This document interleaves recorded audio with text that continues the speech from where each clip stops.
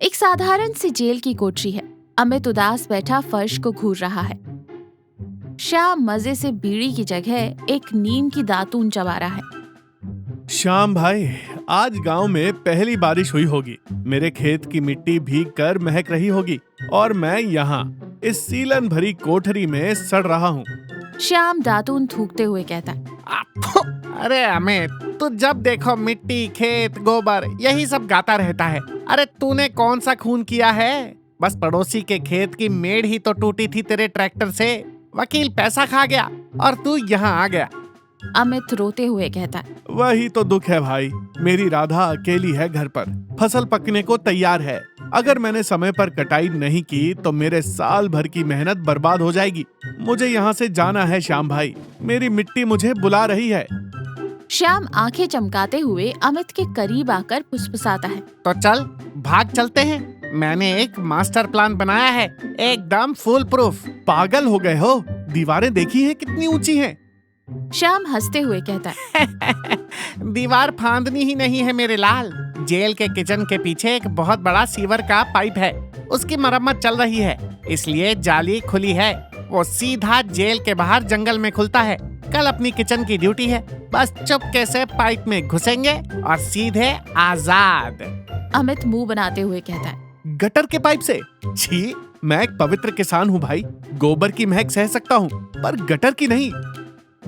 अबे आजादी की कोई बदबू नहीं होती। कल रात को तैयार रहना। दूसरा दिन सुबह का समय।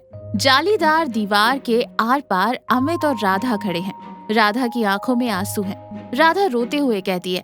अजी, खेत की हालत मुझसे देखी नहीं जा रही।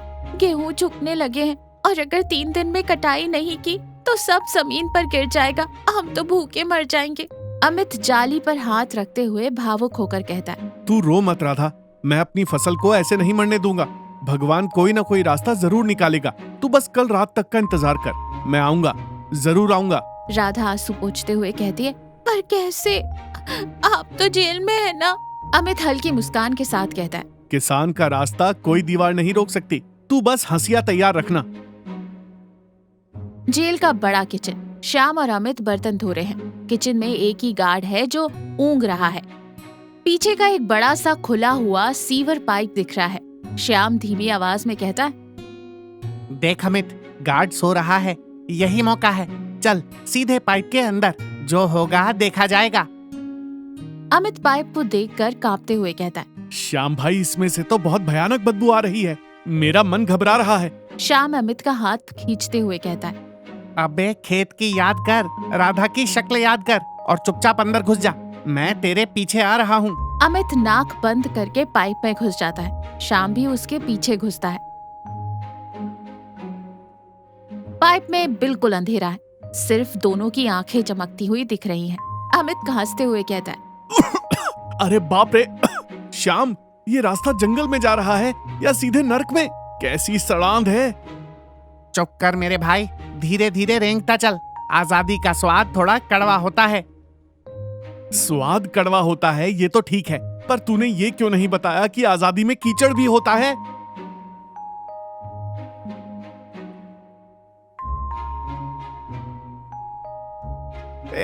ये मेरे पैर पर क्या चढ़ गया? चूहा था क्या? श्याम झुंझला कर कहता है। अबे वो मेरा हाथ है। तू मेरे मुंह पर लात मारते हुए आगे बढ़ रहा है, सीधे चलना। श्याम भाई, मुझे लगता है हम गलत आ गए। ये पाइप तो ऊपर की तरफ जा रहा है। तू बस धक्का मार, ढक्कन खुलेगा और हम सीधे खुले आसमान के नीचे होंगे। जोर लगा।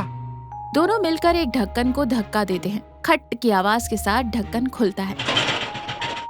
दोनों एक बगीचे में पाइप से बाहर निकलते हैं। उनके कपड़ों पर थोड़ा कीचड़ है, चांद की रोशनी है।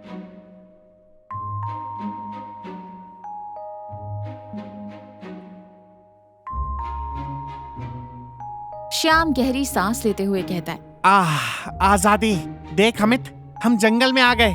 अमित चारों तरफ देखकर माथा ठोकते हुए कहता है। अबे ओ अक्ल के अंधे, ये कौन सा जंगल है जहाँ चारों तरफ सिर्फ ऊंची दीवारें हैं और सामने एक बड़ा सा सरकारी बंगला है?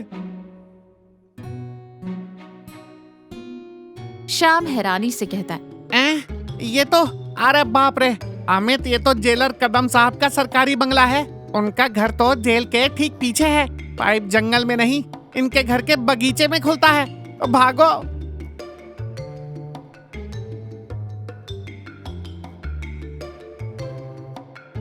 अमित अचानक रुक जाता है। वो नीचे झुककर बगीचे की मिट्टी को छूता है।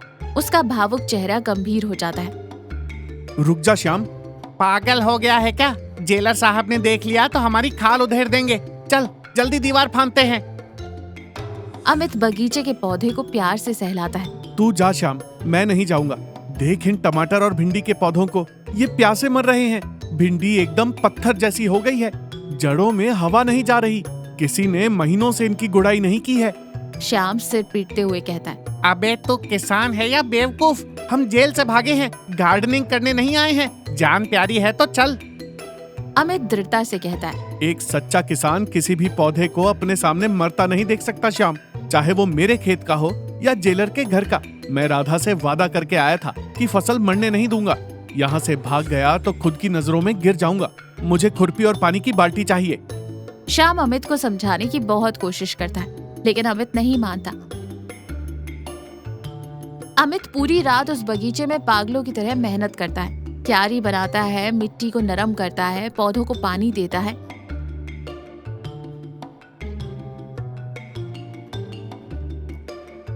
वहीं श्याम डर के मारे एक पेड़ के पीछे छिपकर सो जाता है। सुबह का समय, जेलर का बगीचा, सूरज निकल चुका है। जेलर हाथ में चाय का कप लिए, तौलिया कंधे पर डाले अपने घर से बाहर आता है। जेलर अपनी आंखें मलता है। उसे विश्वास नहीं होता, जो बगीचा कल तक सूखा और वीरान था, आज वो एकदम हरा भरा और व्यवस्थित कैसे है। मिट्टी गीली है और एक ताजा खुशबू आ रही है। अचानक जेलर की नजर एक क्यारी के पास मिट्टी से सने हुए सोते हुए अमित और पेड़ के नीचे दुबके श्याम पर पड़ती है। जेलर चौंक कर कहता है, अरे तुम लोग कैदी हो, यहाँ मेरे घर के अंदर क्या कर रहे हो? श्याम और अमित हड़बड़ाकर उठ जाते हैं। श्याम हाथ जोड़कर कहता है, साहब गलती हो गई, हम तो बस वो हवा खाने आए थे। हवा खाने? सीवर के पाइप से? तुम दोनों जेल से भागे हो। अभी अलार्म बजाता हूँ। अमित शांत भाव से हाथ जोड़कर कहता है, माफ करना जेलर साहब। हाँ, हम आपके किचन के गटर से भाग कर आए थे। मेरी पत्नी अकेली है और मेरी फसल खराब हो रही थी। मुझसे अपनी मिट्टी का दुख नहीं देखा गया। जेलर कड़क आवाज में कहता है, तो भागे क्यों नहीं? यहाँ मेरे टमाटरों के पास क्या कर रहे हो? जब इस पाइप से बाहर निकला तो आपके इन पौधों को देखा साहब। ये सब प्यासे तड़प रहे थे। साहब, इंसान भूख से रोता है तो आवाज आती है, लेकिन जब पौधा प्यास से रोता है ना, तो सिर्फ एक किसान ही उसकी आवाज सुन सकता है। मैं जेल से तो भाग गया, पर एक किसान के अपने धर्म से नहीं भाग पाया। आप मुझे वापस कोठरी में डाल दीजिए, पर शाम को इन पौधों को थोड़ा पानी जरूर दे दीजिएगा। जेलर कदम एकदम सुन्न रह जाता है। उसका गुस्सा एकदम पिघल जाता है। वो अमित की मेहनत और उसकी ईमानदारी को देखता है। उसे समझ आता है कि जो इंसान पेड़ पौधों के लिए अपनी आजादी ठुकरा सकता है, वो अपराधी नहीं हो सकता। अमित साफ कपड़ों में खड़ा है। राधा भी वहाँ मुस्कुराती हुई खड़ी है। श्याम एक कोने में खड़ा है। जेलर कदम मुस्कुराते हुए अमित से कहता है, अमित, मैंने तुम्हारी फाइल ऊपर भेज दी है। तुम्हारी ईमानदारी और अच्छे बर्ताव के कारण तुम्हारी सजा माफ कर दी गई है। तुम कल से आजाद हो। राधा खुशी के आंसू पोंछते हुए कहती है, भगवान आपका भला करे साहब। अरे भला तो अमित ने मेरा किया है। मेरे बगीचे में इतने बड़े टमाटर आए हैं कि पूछो मत। पर अमित, आजाद होने के बाद एक शर्त है।